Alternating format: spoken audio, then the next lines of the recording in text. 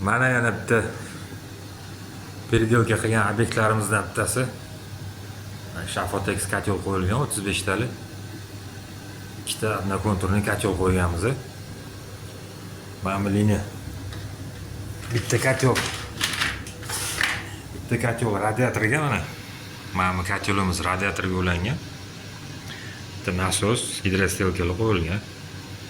900 kvadratga. Bu kotelimizni teplый polga qo'yilgan. Bu yerda 25 ga 8 nasos qo'yilgan. Kollektorlar.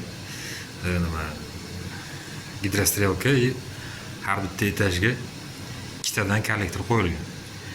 Bu nasosimiz 25 ga 6 sarflab beradi.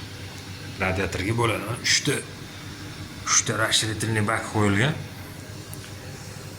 Mana bu Shafotex shafoda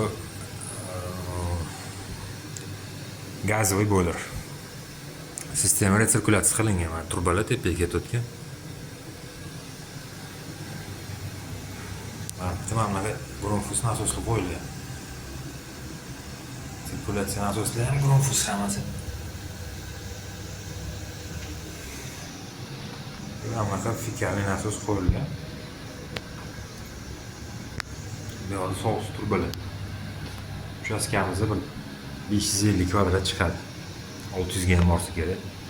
Mana shu ikkita kotelda hozir mana sistemani bitta tozalab qo'ydi, achisiga qilib. Ishlab ketdi mana bu yog'i hozir qiziydi.